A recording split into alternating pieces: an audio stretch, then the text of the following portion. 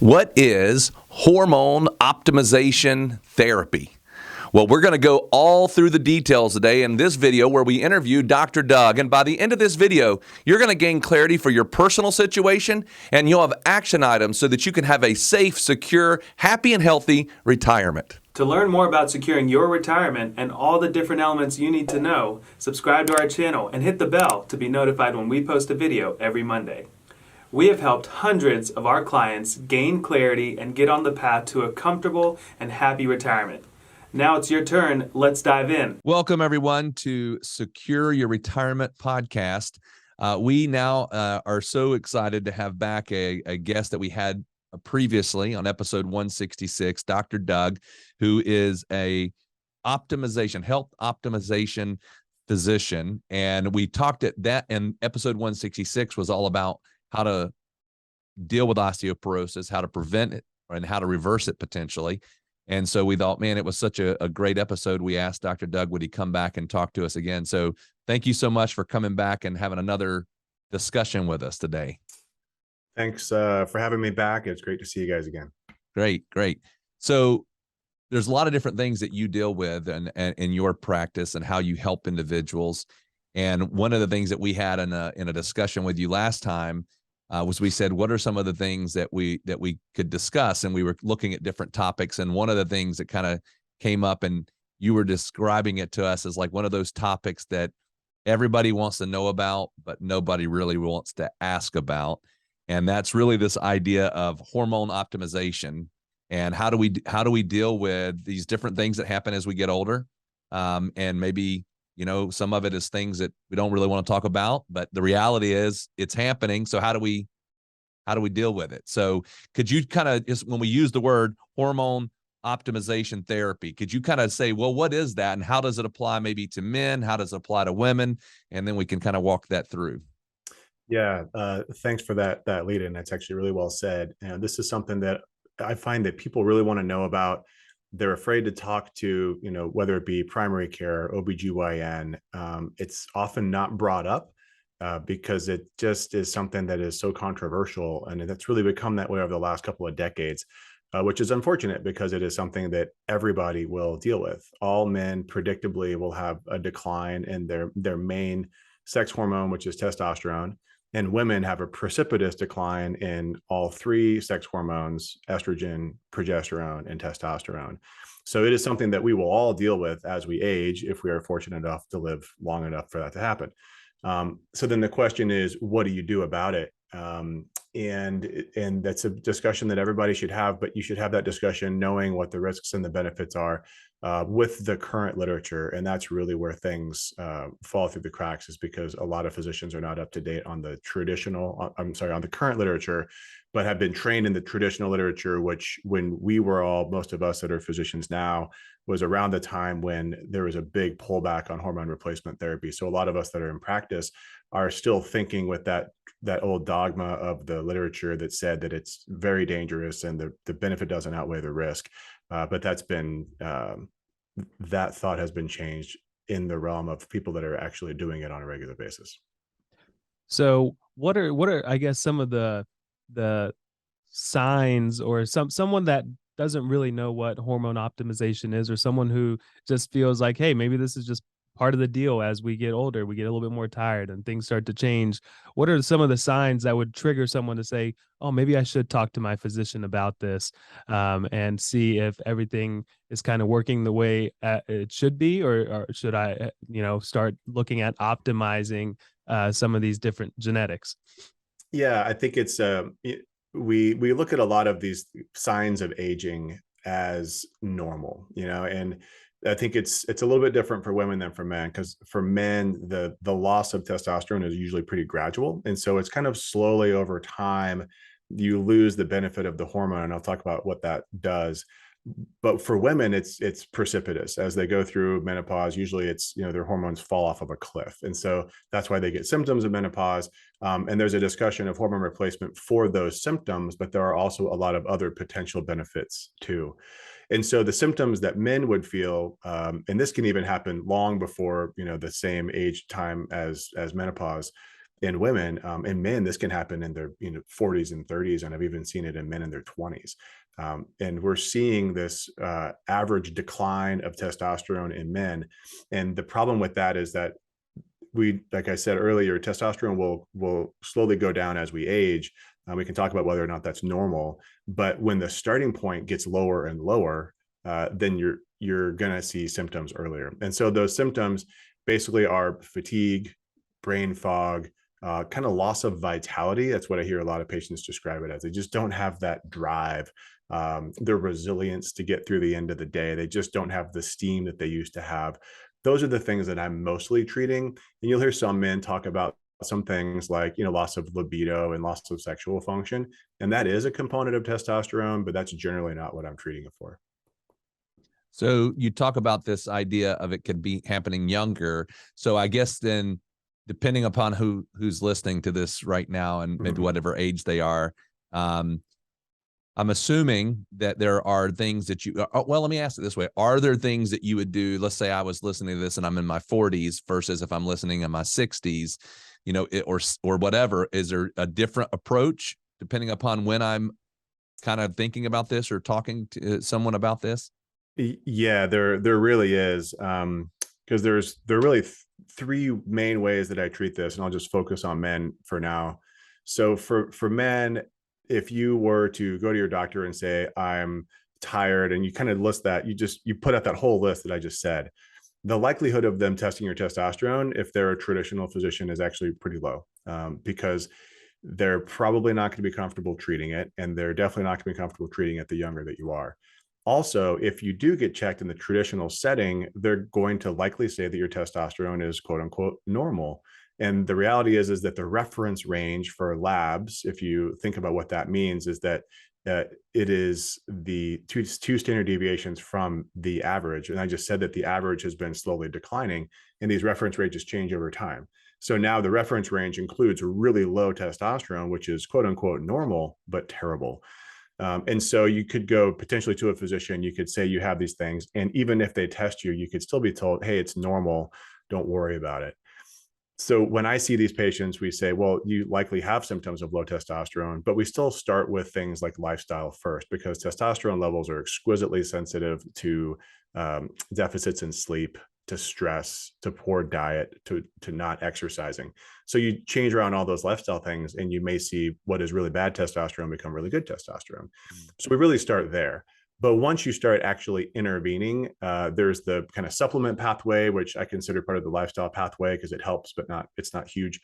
And then there's actually doing something about it from a medication perspective. So there, for younger guys, there's you can use off-label drugs like Clomid or clomiphene, which will increase your testosterone levels kind of naturally, although you're still taking a medication, but it's not replacement. And then there's actual replacement. And then replacement is something that if you do, you should plan on doing kind of indefinitely, because if you ever come off of it, you'll have very low levels of testosterone for a while, but eventually they'll come back up. The question is to how much and how much will you actually get back. So if we're going to replace it, I do that in older folks and plan on doing that indefinitely. So you mentioned supplements. That was kind of leading into my question, because I enjoy working out, and I use some supplements here and there, and protein is one that I like. Typically will take on a daily basis, but I like things to be nice and clean. And it seems like there's a supplement out there for every little thing that you may be deficient in these days, right? That's and right, then yeah. some. So, tell us what it would be in your eyes wrong with kind of self-diagnosing and just going the supplement route. Yeah, I mean, the answer is probably nothing, as long as you have an unlimited budget. Because you can, if you look up testosterone supplements, you'll find just hundreds and hundreds or thousands and thousands of different things. Some of them have some evidence behind them, and I'm happy to share those with you. But again, like when you look at the evidence, it'll say, well, it is significantly different, and it is, statistically significantly different. But again, it depends on your starting point. So let's say our goal is to get you to 1,000 of total testosterone.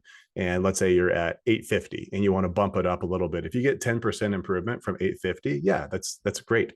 But if your testosterone is 200 and you get a 10% improvement, you're not any better. Right. Right. And so it's not, there's nothing wrong with trying it. It's just a matter of, what are you expecting to get out of it?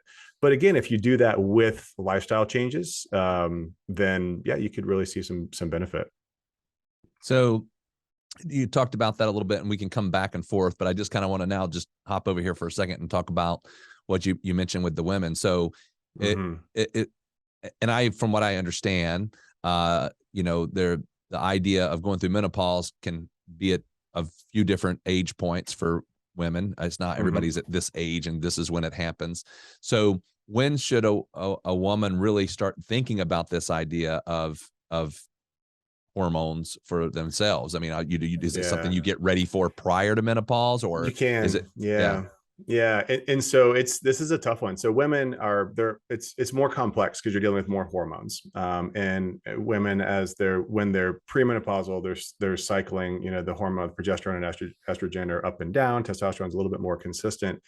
When they start entering into menopause, this perimenopause time frame, it can last for years. And so if you're having symptoms of menopause, but you're still having regular cycles, you can start having the discussion around what kind of hormones are appropriate, because you can kind of layer these things on. And I see that women they'll have symptoms of testosterone deficiency early on, or symptoms of progesterone deficiency, but they still have plenty of estrogen. So, you don't want to overload them with all three. And yeah, there is definitely an art to layering that on. But as soon as you start having symptoms, then absolutely have that discussion with somebody who knows what they're doing. So tell us a little bit about your process here. So someone went to their physician and their physician owned up to it and said, hey, I might not be the best person for this. So seek help from, and they happen to land on optimal human health, right? Yeah. So tell us a little bit about your process. Someone knows that they've got something that needs to be checked and balanced a little bit, and they come to you and say, do your workup on me. What does that kind of look like? I assume, so when we're building out retirement plans, when we're talking to clients, we talk a lot about, well, we have to know where we are right now to help us know where we want to get to, and the path in between that. So tell us a little bit about that, how you operate there. Yeah, great analogy. And it's so true. You can't just pick a point in the future and not know where you're starting from and create a plan. And that's where I see a lot of companies, unfortunately, have really developed in this space around hormone optimization, because the traditional medical community is not really addressing it. Some OBGYNs will address it, and they can talk about some of the challenges there, but primary care typically doesn't. And it's one of those things that people just aren't talking about it. And so when a patient goes home and they start Googling these things and they find companies that are making these promises, if you look for the bottom dollar way to replace hormones, they're not going to do any testing at all, and which is scary in my opinion, and probably not a good idea. And so you're right, you have to figure out where you are. And so we have two different avenues in which we can do hormone replacement. I have my hormone replacement only programs, which even so, they're still done through an optimization lens. So we start out by getting a pretty extensive lab panel. We look at things, not only the hormones of where you are right now, but then we also look at some of the things that can potentially change if you go on hormone replacement. So that includes things like your cholesterol, your cardiac risk factors, inflammatory factors, thyroid, a couple other micronutrient things. It's not our full optimization panel, but it's a kind of a streamlined version of it. And then based on that, then we start replacement after a long discussion of the risks and benefits.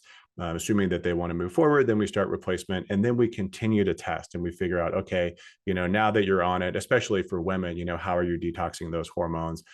We have to do more extensive testing for women with the detox of estrogen, and making sure that you're looking at the urine metabolites so that we're actually improving your risk rather than making your risk worse.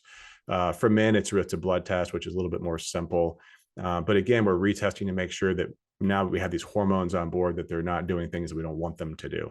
And that's where I see the programs that don't do any testing or do very little testing, they're very inaccurate. And I get a lot of patients that come from these programs and saying, well, I tried it and I didn't feel better. And then you kind of look at some of their old labs, if they have any, and you're like, whoa, yeah, you didn't see the big picture there. So I understand that the question I'm about to ask can vary from person to person, but could you maybe give us some examples, because we're talking about all this, and so maybe I'm listening and I'm going, okay, is it worth it, so to speak? So could you kind of maybe give us some examples of like, and I'm not asking for the best case scenario, but I'm just saying a kind of an average. If I come to you and let's say I've got those things I'm talking about, I don't have that I do run out of steam. I don't feel like I've got that drive I had before, and I've had all these things, and so then I start talking to someone like you, and we start talking about the idea of hormone replacement or optimization or whatever it might be. Could you kind of lay out maybe some of the expectations of what I could expect? Yeah, and again, we'll go by gender because there are some differences there. So for men, as I laid out, that feeling of the change in vitality, that's one of my favorite words for it, because men just feel more energy. They have the stamina to get through the day. They feel like working out. They recover better. They think more clearly. They're a little bit more competitive, not, like you think roid rage, going overboard, but just they have that competitive nature, which you can think of, even in the world of finance and retirement. You want to have the right amount of competitive edge there in order to not get just rolled over. And so that's what I hear from guys. Now, then I also hear the benefits from an improved libido and sexual function. But again, that's usually not their main goal. For women, it's pretty different. So for women, especially women that are having symptoms of menopause, the hot flashes, just the discomfort through the day from that, the changes in body composition, now they're gaining fat around the midsection and they don't feel good in their body.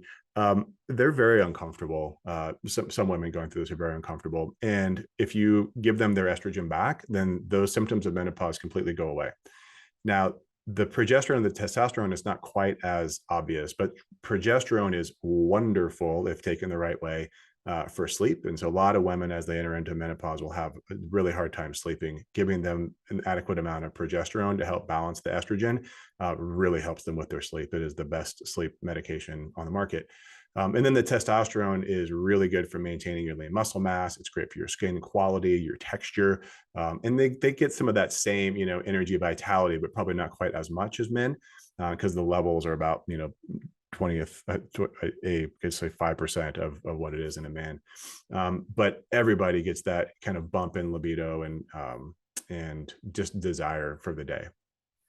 So how long does this process kind of take to for them to start seeing, everybody wants results right away. And sometimes when you go on a diet, it doesn't, if you do it properly, you don't get results right away is what we're told. You don't want to overdo things and for that immediate satisfaction. So how long does that start? Where do you start to see those benefits? And as I assume a lot of these are things that are going to be, you mentioned lifestyle, so lifelong changes that someone is kind of signing up for in all essence, if they want to see progressions happen. Yeah, that's right.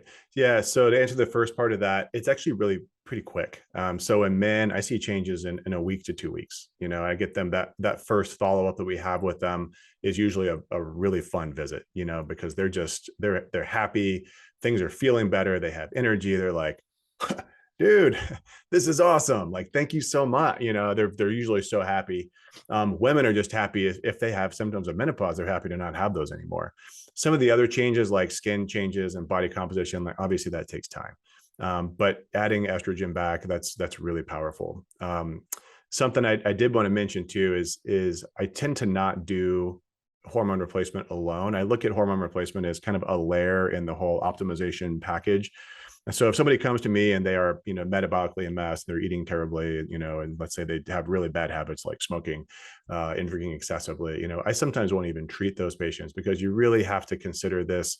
It's sort of a layer in the whole optimization, triage triangle. And you do have to do the foundation stuff first. You also have to, when you're replacing them, also consider other things like micronutrient deficiencies, because giving somebody hormones will deplete them of some things pretty predictably. And that's another thing that needs to be considered along the way. Very good. All right. Well, I mean, this is like one of those things we could probably sit around and talk about all afternoon. But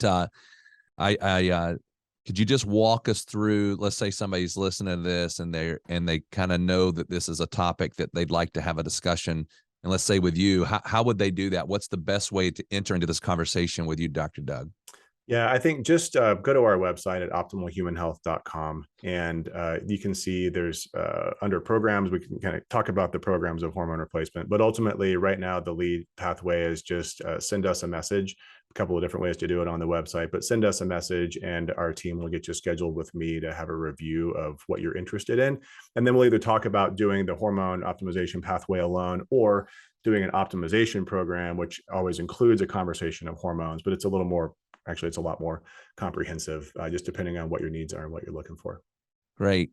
Well, thank you so much. As always, now we've got two of these big topics that we've been able to discuss, and you make it super easy for us to understand it and be able to have a good conversation. So we thank you again for coming on and talking with us. Awesome. Well, thank you. And this is a topic that I think really needs to be brought out to the public. So I'm happy you guys are willing to do that. Appreciate it. We hope this video has given you some confidence and clarity as you plan for a worry-free life in retirement.